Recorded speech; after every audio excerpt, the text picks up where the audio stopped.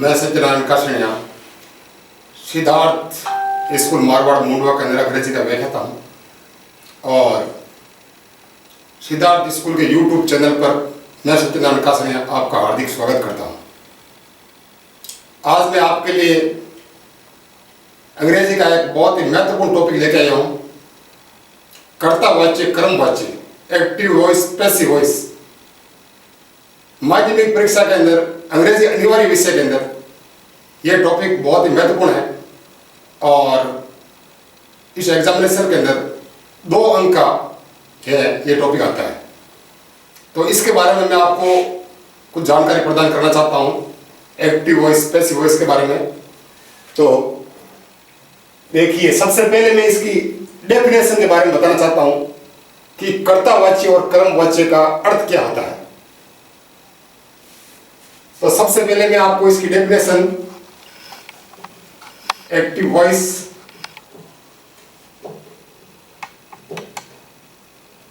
Active voice का यहां पर अर्थ होता है कर्ता के द्वारा संपादित कार्य, अर्थात किसी व्यक्ति विशेष के द्वारा किसी कार्य को संपादित करना। अर्थात कोई व्यक्ति होता है जब कोई कार्य करता है तो उसको एक्टिव वॉइस की संज्ञा में के रूप में इसको परिणित किया जाता है।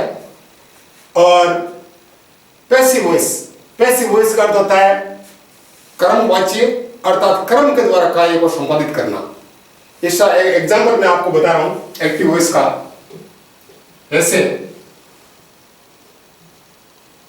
Shyam wrote a letter. जैसे इसका एक एग्जांपल है, Shyam wrote a letter, Shyam ने एक पत्र लिखा। अर्थात इस वाक्य के अंदर ऐसा स्पष्ट होता है कि श्याम के द्वारा पत्र लिखने का कार्य किया गया। तो इसको हम कर्तावाच्य के रूप में जानते हैं क्योंकि काम श्याम के द्वारा किया जा रहा है। अब इसको यदि हम पैसिव वॉइस बनाएंगे तो सबसे पहले हम इसका कर्म लिख देंगे और कर्म के बाद में टेंस की हेल्पिंग वर्ब लगा करके और मुख्य क्रिया की थर्ड फॉर्म का प्रयोग करके हम इसको कर्मवाच्य बना देंगे। तो इसका पैसिव वॉइस अपन बनाते हैं। सबसे पहले कर्मवाच्य बनाते समय अपन ध्यान रखना चाहिए कि हमें उसका ऑब्जेक्ट और कर्म लिख दिया जाए। तो इसका ऑब्जेक्ट जैसे है ए लेटर,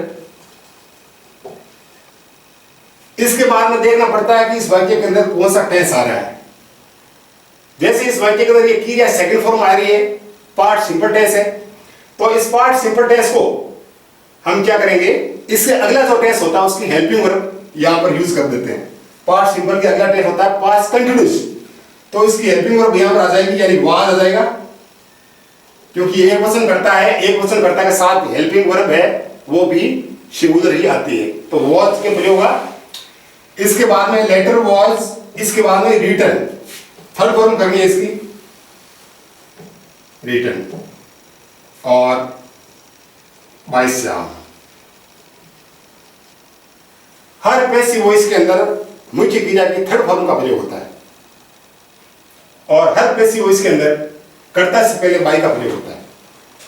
तो इस प्रकार से अपन देखा, इसका अर्थ क्या बनता है, Shyam wrote a letter, Shyam ने एक पत्र लिखा, ये कर्तावाच्य हुआ। A letter was written by Shyam, Shyam के द्वारा एक पत्र लिखा गया था। कहने का तात्पर्य यह है कि सेंटेंस लिखने का तरीका अलग अलग है और दोनों एक ही रूप में है, दोनों का अर्थ एक ही होता है, लेकिन लिखने का तरीका थोड़ा है भिन्न है। तो ये पास्ट टेंस के अंदर हुआ, इस साइकिल लगा करके थर्ड फॉर्म में हो गया, यानी इसको लिखने का तरीका कुछ चेंज हो गया है। तो कर्तावाच्य का कर्मवाच्य बनाने के लिए जो मैंने यहां पर एक मैप दे रखी सारणी, इस सारणी का बहुत इंपॉर्टेंस है। इस सारणी के माध्यम से हम सारे कर्तावाच्य और कर्मवाच्य बना सकते हैं। यदि कर्तावाच्य इसमें इस टेंस के अंदर दिए होंगे तो आपको उसका चेंज करने के लिए जो सामने आपके हेल्पिंग वर्ब दी रखी है और थर्ड फॉर्म दे रखी है, इसके माध्यम से हम इसको चेंज कर सकते हैं। चलिए आपको कुछ दूसरे और एग्जाम्पल के माध्यम से हम समझते हैं कि किस प्रकार से हम इसको चेंज कर सकते हैं। दूसरे एग्जाम्पल,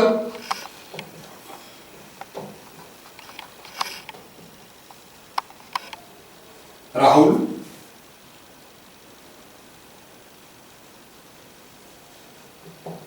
राइट ए लेटर। जैसे ये वाक्य आपके लिखा हुआ है, ये वाक्य को देखकर आपको पता लगाना है कि इसमें प्रेजेंट इंडेफिनिट टेंस आया हुआ है, क्योंकि अपन कर्तावाच्य या डायरेक्ट इनडायरेक्ट कोई भी टॉपिक अपन अंग्रेजी का सीखते हैं तो उससे पहले हमें टेंस आना बहुत जरूरी होता है, क्योंकि टेंस होती है वो अंग्रेजी की एक फाउंडेशन होती है, और जब तक उसकी फाउंडेशन स्ट्रांग नहीं होती है तो कोई भी टॉपिक आगे क्लियर नहीं कर सकते हैं। तो ये प्रेजेंट इंडेफिनिट टेंस है, और इस सारणी के अंदर दे रखा है कि जब यहाँ पर ऐसे एज का प्रयोग होता है तो पैसिव वॉइस के अंदर is am are plus third form का प्रयोग होता है, यानी इन तीनों साइकिलों में से एक साइकिल का प्रयोग करें और मुख्य क्रिया की थर्ड फॉर्म का प्रयोग कर दें तो आपका क्रमवाच्य बन जाएगा। तो इसका पैसिव वॉइस अपन बना देते हैं।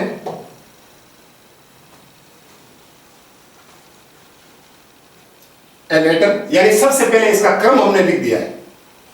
क्रम लिखने के बाद में देखते हैं प्रेजेंट, ये सिंपल है, कंटिन्यूस की साइकिल लगा दो, यानी ये एक वचन करता है, इस एक वचन करता के साथ हमेशा ही हेल्पिंग वर्ब भी एक वचन आएगी, इज आएगा। एम और आर का प्रयोग यहां नहीं होगा, आर का बहुवचन में होता है और एम का सिर्फ आई के साथ होता है। इसके बाद में इसकी थर्ड फॉर्म रिटर्न, और इसके बाद में बाई राहुल। तो देख लीजिए ये आपका वाक्य पैसिव वॉइस बन गया है। Rahul writes a letter, Rahul एक पत्र लिखता है, a letter is written by him, Rahul के द्वारा एक पत्र लिखा गया है या लिखा जाता है। इस प्रकार से अपन वाक्य को चेंज कर सकते हैं। तो इस सारणी के माध्यम से आप जितने भी कोई टेंस के वाक्य होंगे तो इस तरीके से आप चेंज कर लीजिए, यानी कर्तावाच्य यदि इस टेंस के अंदर आ रहा है तो सामने वाले में आप साइकिल लगा करके थर्ड फॉर्म कर दीजिए। हर क्रम वाच्य के अंदर आपको थर्ड फॉर्म का ही प्रयोग करना है। इसके अलावा दूसरे यदि वाक्य नकारात्मक आ जाए या इंट्रोगेटिव आ जाए तो हम किस प्रकार से बना सकते हैं, इसका एक एग्जांपल और लेते हैं। एक अदर एग्जांपल है, जैसे आई डोंट टेक फूड। जैसे ये वाक्य मैंने लिया है आई डोंट टेक फूड, तो जो भी स्टूडेंट टेंस के बारे में भलीभांति रूप से परिचित है उनको पता है कि डोंट आ रहा है, इसका मतलब प्रेजेंट इंडेफिनिट का नेगेटिव वाक्य है। तो नेगेटिव वाक्य के अंदर आपको पता है कि अपने को पैसिव वॉइस भी नकारात्मक ही बनाना है। तो इसमें सबसे पहले अपन इसका ले लेंगे ऑब्जेक्ट, ऑब्जेक्ट के अंदर यहां पर आ गया फूड, उसके बाद में अगले टेंस की साइकिल लगा देंगे, यानी प्रेजेंट कंटिन्यूअस की हेल्पिंग वर्ब यहां पर इज आ जाएगा, और वाक्य यदि ये कर्तावाच्य नकारात्मक है तो अपने को कर्मवाच्य भी नकारात्मक ही बना देंगे। तो यहां पर नोट लगा देंगे, और इसकी थर्ड फॉर्म टेक की थर्ड फॉर्म टेकन, ये थर्ड फॉर्म हो गई यहां पर, और उसके बाद में बाई का प्रयोग कर देंगे, क्योंकि ये आपका प्रोनाउन आया हुआ यहां पर, आई एक प्रोनाउन है, इसको चेंज करेंगे, इसका ऑब्जेक्ट रूप मी कर देंगे। आई का ऑब्जेक्ट रूप होता है मी, क्योंकि कुछ स्टूडेंट होते हैं वो इसके बारे में परिचित नहीं होते हैं कि प्रोनाउन को चेंज करने की एक सारणी होती है। जैसे आई का मी में चेंज होता है, ही का हिम होता है, सी का हर में होता है, दे का दे में होता है, इट का इट में और यू का यू में होता है। उसमें एक छोटी सी मैप होती है, उसके अंदर चेंज करते हैं, और प्रोनाउन चेंज करने की भी एक सारणी आती है, वो डायरेक्ट इनडायरेक्ट और पैसिव वॉइस दोनों में काम आते हैं। तो इसको अपने ध्यान रखना चाहिए कि किस प्रकार से चेंज करते हैं। जो भी जानकारी आपको मैं प्रदान करने जा रहा हूं कर्तावाच्य कर्मवाच्य के बारे में, अगर कोई भी प्रिय स्टूडेंट्स अगर आपको कोई अंडरस्टैंडिंग नहीं आ रहा, कमेंट के माध्यम से हमारे को सजेशन दें ताकि हम उनको अच्छी तरह से अंडरस्टैंडिंग कर सकें और गाइडेंस दे सकें, ताकि इस टॉपिक के बारे में आपको बहुत ज़्यादा से ज़्यादा एडवांटेज प्राप्त हो सके और महत्वपूर्ण जानकारी के माध्यम से आप एग्जामिनेशन के अंदर अच्छे अंक हासिल कर सको। तो इसके दूसरा एक अन्य उदाहरण लेते हैं।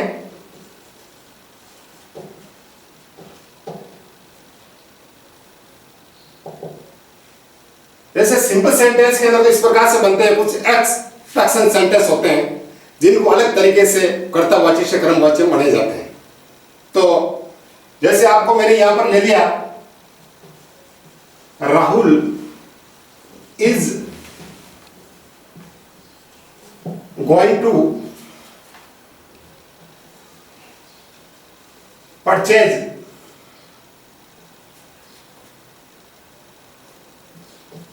फूड। जैसे ये एग्जाम्पल मैंने लिया, इस एग्जाम्पल को देखिए, इस टेंस की सारणी के माध्यम से इसको नहीं कर सकते अपन, क्योंकि ये एक्सपेक्शन वाक्य है और इसके अंदर ये ध्यान रखना पड़ता है कि यहाँ पर गोइंग को आया हुआ है और गोइंग के बाद में टू का प्रयोग हो गया और मेन वर्ब आ गई। तो अपन इस सारणी का प्रयोग अपन इसमें नहीं कर पाएंगे क्योंकि इसमें डबल वर्ब दी हुई है। ये गो अपने आप एक वर्ब है और परचेज भी एक वर्ब है। जब डबल वर्ब आ जाए और उसके बीच में टू का प्रयोग आ जाए तो हमेशा इसको चेंज करते समय कोई प्रकार की टेंस की सारणी काम नहीं आएगी। सिर्फ आपको एक ही ध्यान देना है कि यहाँ पर जो टू आता है, टू के बाद में बी का प्रयोग कर देना है और जो नीचे क्रिया अंत में आ रही है इसको थर्ड फॉर्म कर देना है और अपन इसको चेंज आसानी से कर सकते हैं। तो इसको चेंज करने के लिए सबसे पहले अपन इसका ऑब्जेक्ट ले लेंगे।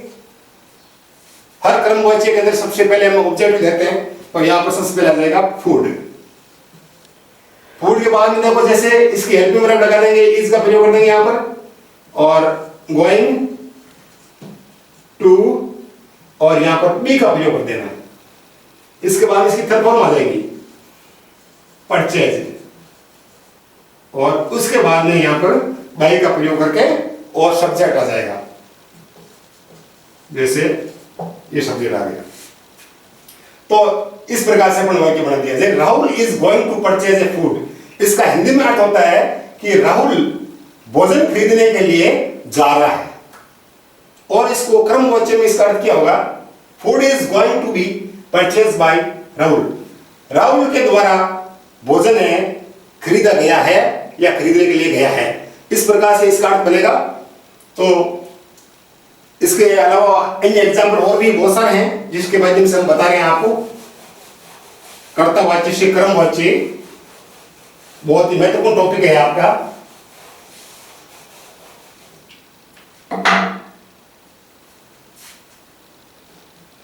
यदि आपके कर्तावाच्य से क्रमवाच्य के सेंटेंस में किसी मॉडल का प्रयोग आ जाए तो मॉडल वाले वाक्यों में किस प्रकार से उसको चेंज करते हैं।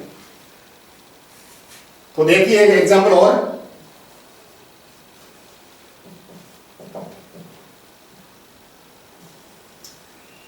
Shyam can speak English. ये वाक्य आपके सामने है और ये कर्ता वाक्य है। Shyam can speak English, Shyam अंग्रेजी बोल सकता है। इस वाक्य के अंदर स्पष्ट दिख रहा है कि श्याम के पास अंग्रेजी बोलने की योग्यता है, इसलिए कैन का प्रयोग होता है। हमेशा एबिलिटी के लिए और कैपेसिटी के लिए ही कैन का प्रयोग होता है। तो इस वाक्य को यदि हम क्रमवाच्य बनाते हैं तो हमेशा ध्यान देना चाहिए कोई भी मॉडल अगर यहां पर आ जाए, चाहे कैन आ जाए, कुड आ जाए, मे आ जाए, माइट आ जाए, विल आ जाए, वुड आ जाए या शुड आ जाए, कोई भी मॉडल आ जाए, उसके बाद में बी का प्रयोग करके और मुझे क्रिया की थर्ड फॉर्म लगा दीजिए, आपका पैसिव वॉइस एकदम सही हो जाएगा। तो सबसे पहले ले लेते हैं इसका ऑब्जेक्ट इंग्लिश। इसके बाद यहां मॉडल का प्रयोग कर देते हैं कैन और यहां पर बी का प्रयोग कर देते हैं। बी का प्रयोग करने के बाद एक थर्ड फॉर्म लगा देते हैं स्पीक, स्पोकन बाय श्याम।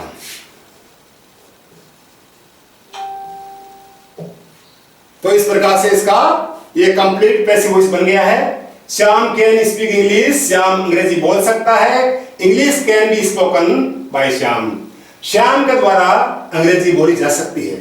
तो इस प्रकार से कोई भी मॉडल हो तो इस विधि के द्वारा यदि आप बनाएंगे तो मॉडल के बाद में बी का प्रयोग करके और थर्ड फॉर्म करके तो आप कोई भी पैसिव वॉइस बना सकते हैं। इसके बाद में दूसरा और एग्जांपल ले लेते हैं। इसका है सिंपल सेंटेंस, कंटिन्यूअस टेंस का एग्जांपल लेते हैं, इसमें बीइंग का प्रयोग होता है। जैसे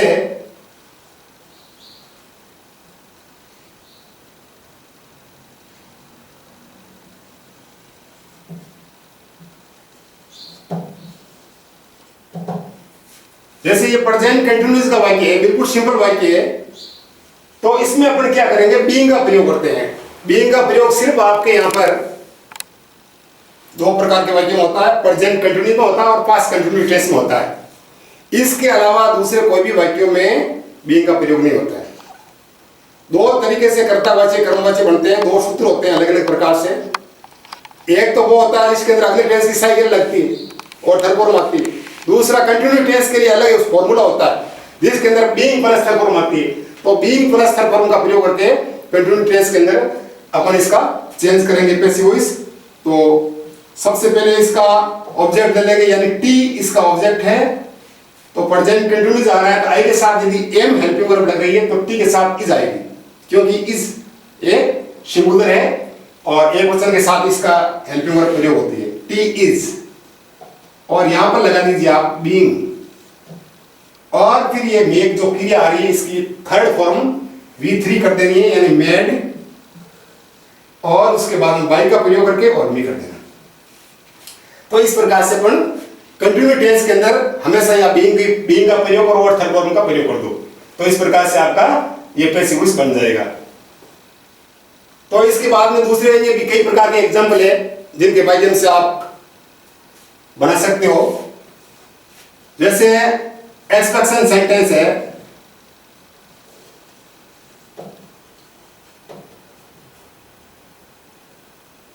एक्सपेक्शन के अंदर जैसे सिंपल आ गया कोई भी वाक्य, जैसे आ गया ओपन दी डोर।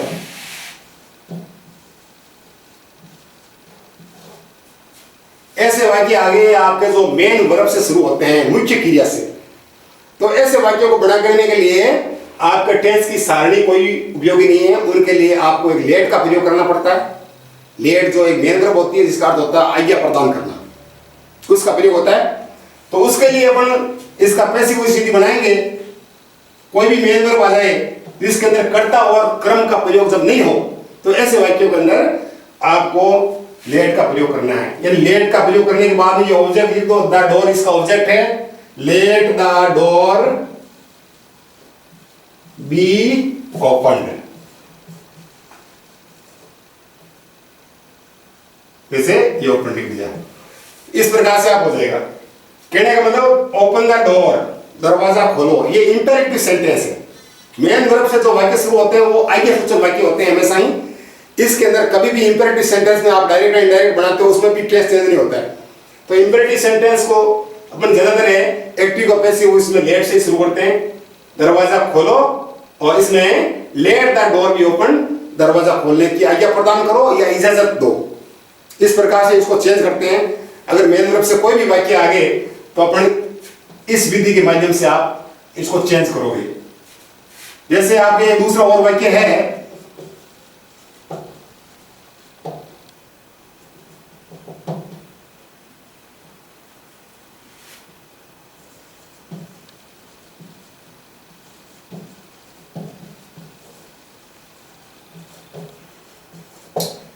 जैसे ये वाक्य है प्लीज टेक योर फूड। यदि कोई भी वाक्य कर्तावाच्य के अंदर प्लीज या काइंडली से शुरू हो जाए तो ऐसे वाक्यों के अंदर आपको इस टेंस की सारणी का कोई भी उपयोग नहीं है। उसके लिए यू आर रिक्वेस्टेड का प्रयोग होता है, यानी प्लीज का प्रयोग हमेशा निवेदन करने के लिए किया जाता है। जब आप किसी व्यक्ति से निवेदन करते हैं तो उसके लिए रिक्वेस्टेड आता है, और सबसे उचित यही है कि आप रिक्वेस्टेड का प्रयोग करके इसको पैसिव वॉइस के अंदर बना दो। तो इसका पैसिव वॉइस बनाएंगे तो अपन क्या करेंगे, सबसे पहले you are requested to take your food. इस प्रकार से चेंज होगा। जो कर्तावाच्य के अंदर यहां प्लीज का प्रयोग होता है, काइंडली का उसको हटा देना है बिल्कुल, क्योंकि प्लीज के लिए तो अपने रिक्वेस्टेड का प्रयोग कर रहे हैं। तो प्लीज को बिल्कुल हटा देना, और इस विधि के माध्यम से आप ऐसा कोई भी वाक्य प्लीज काइंडली से हो तो आप आसानी के साथ इसको कर्तावाच्य से कर्मवाच्य में बदलाव कर सकते हो। कुछ दूसरे और ये एग्जाम्पल भी है जिनको मैं बता रहा हूं।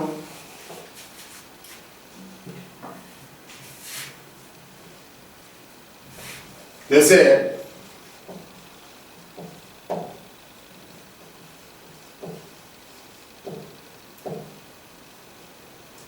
अगर WH वर्ड से कोई भी कर्ता वाक्य शुरू हो तो इनको कर्म वाक्य किस प्रकार से बनाते हैं। तो WH वर्ड के माध्यम से अपन लेंगे यहां पर, जैसे हु रोट ए लेटर, ये WH वर्ड से शुरू हो रहा और इंट्रोगेटिव सेंटेंस है, प्रश्नवाचक वाक्य है। इसको अपन अगर कर्मवाच्य बनाएंगे तो इसका एक तरीका है वो बाई हुम का प्रयोग करना है। हु की जगह बाई हुम का प्रयोग करके अच्छी तरह से हम इसको पैसिव वॉइस में चेंज कर देंगे। तो सबसे पहले इसका लेंगे बाई हुम। बाई हुम लेने के बाद में अपन वाक्य में देखें कौन सा टेंस है, पार्ट सिंपल दिख रहा है, इसमें सेकंड फॉर्म आ रही है, तो अगले टेंस की हेल्पिंग वर्ब पहले लिख देते हैं अपन, यानी ये वाज का प्रयोग हो जाएगा क्योंकि ये लेटर एक वचन है। तो इस क्रम के अकॉर्डिंग ही, इसके अनुसार ही अपन साइकिल लगेंगे। तो क्रम के अंदर एक वचन आ रहा है तो यहाँ पर वाज आएगा, वर का प्रयोग नहीं होगा। अगर बहुवचन होता तो यहाँ पर वर का प्रयोग करते थे, बाय हुम वाज। उसके बाद में अपन ले लेते हैं इसका ऑब्जेक्ट, जैसे ए लेटर। उसके बाद में यहाँ ले लेंगे इसकी थर्ड फॉर्म, यानी इसकी थर्ड फॉर्म हो जाएगी रिटन। तो इस प्रकार से अपन इसको चेंज कर देते हैं कर्ता वाक्य से कर्म वाक्य के अंदर। तो WH वर्ड के अंदर दूसरे जो भी वाक्य होते हैं उन सब को भी इसी प्रकार से चेंज करते हैं।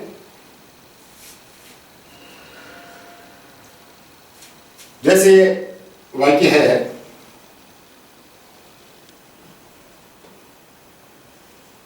When do you take food, यह भी इंट्रोगेटिव सेंटेंस का एक उदाहरण है। यह कर्ता वाक्य है और इस कर्ता वाक्य को यदि हम अपन चेंज करते हैं तो इसका रूल यह है कि यदि कोई भी WH वर्ड से कर्ता वाक्य शुरू हो तो कर्म वाक्य में भी WH वर्ड का ही पहले प्रयोग किया जाता है। तो वैन एक WH वर्ड है तो इसको पैसिव वॉइस बनाएंगे तो यहां पर इसका वेन ही आ जाएगा, जैसे वेन का प्रयोग अपन ने कर दिया है। उसके बाद में देखना है कि टेंस है प्रेजेंट इंडेफिनिट, इसकी अगले टेंस की हेल्पिंग वर्ब लगा देनी है आपको इस क्रम के अनुसार। तो क्रम में एक वचन है तो यहां पर आ जाएगा इज, ठीक है। उसके बाद में यहां पर ऑब्जेक्ट आ रहा है तो वो ऑब्जेक्ट अपन लिख देंगे यहां पर फूड। फूड के बाद में अपन देख लेंगे इसकी थर्ड फॉर्म लिखनी है, टेक इसके अंदर नीचे की गया है, यहां पर आ जाएगा टेकन, और उसके बाद हम बाई का प्रयोग करके और यू लिख देंगे तो वाक्य एकदम आपका कंप्लीट हो जाएगा। ये दोनों वाक्य ही आपके इंट्रोगेटिव है। तो इस प्रकार से WH वर्ड के वाक्य में आप बदलाव करते हैं, कर्ता वाच्य और कर्म वाच्य।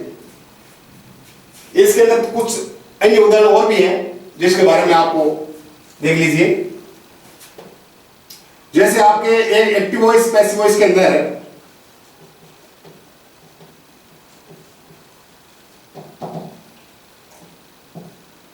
जैसे आ गया डोंट वेस्ट फूड, और इसका अपने बोलना है passive voice.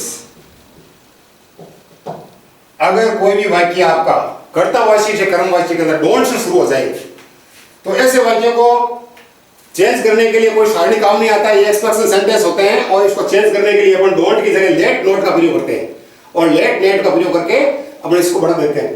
Don't waste food, फालतू भोजन खराब मत करो, निषेध किया जा रहा है कोई व्यक्ति विशेष के लिए जो फालतू भोजन को खराब करते हैं या उपयोगी चीजें को बर्बाद करते हैं उनके लिए सजेस्टेशन होता है। तो ऐसे वाक्यों को अपन लेट नोट का प्रयोग करते हैं। जैसे इसमें लेट नोट लिख दीजिए यहां पर सबसे पहले, और लेट नोट लिखने के बाद में अपने को देख लीजिए यहां पर जो ऑब्जेक्ट आ रहा है उसको लिखना है फूड, और फूड के बाद में बी का प्रयोग करना है यहां पर, और यहां इसकी थर्ड फॉर्म लिखनी है वेस्टेड। तो इस प्रकार से डोंट वेस्ट फूड, फालतू भोजन खराब मत करो, let not food be wasted, फालतू भोजन खराब करने की आज्ञा मत दो या इजाजत मत दो। इस प्रकार से हम इसको चेंज करते हैं। तो ऐसे बहुत सारे एग्जाम्पल हैं जिसके माध्यम से आप भलीभांति रूप से अंडरस्टैंडिंग कर सकते हो कि कर्ता वाच्य और कर्म वाच्य में किस प्रकार से बदलाव होता है। जो भी महत्वपूर्ण इसके मामले में क्वेश्चन है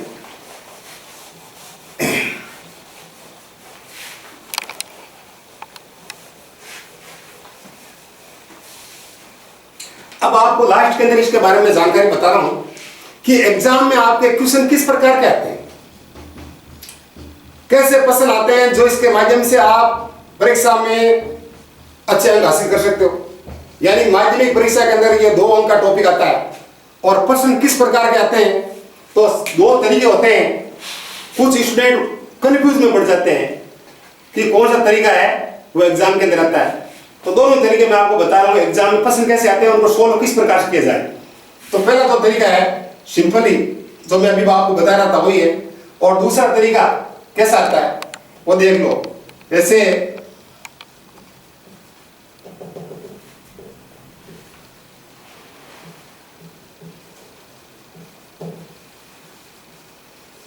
दूसरा तरीका मैं आपको बता रहा हूं, ये मैंने सेंटेंस लिखा है और यहां मैं 4 ऑप्शन कर दूंगा।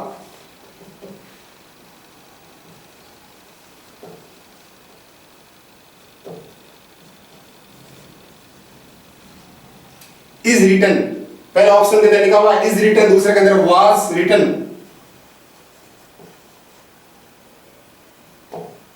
सी के अंदर मैंने लिखा है हैज बीन रिटन। और चौथे ऑप्शन के अंदर लिखा है हैव बीन रिटन।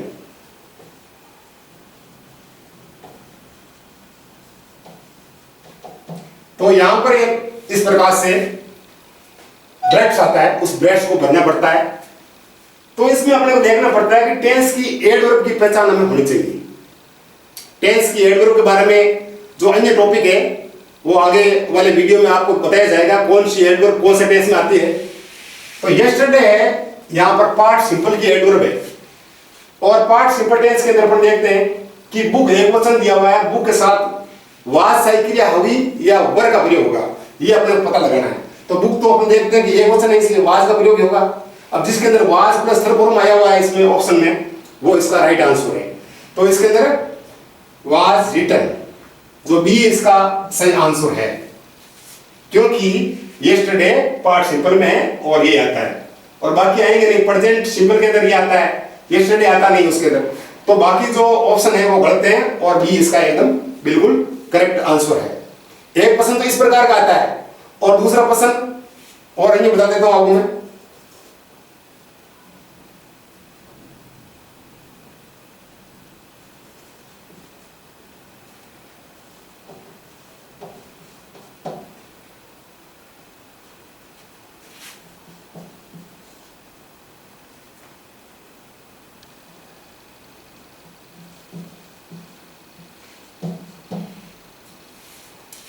सिंपल वाक्य आता है, बिल्कुल सिंपल वाक्यों को इस प्रकार से चेंज करते हैं। तो ये आपका कर्ता वाक्य है, इसका पैसिव वॉइस अपन बनाते हैं सिंपल के अंदर। तो यहां पर देखिए सबसे पहले इसका ऑब्जेक्ट लिख देते हैं।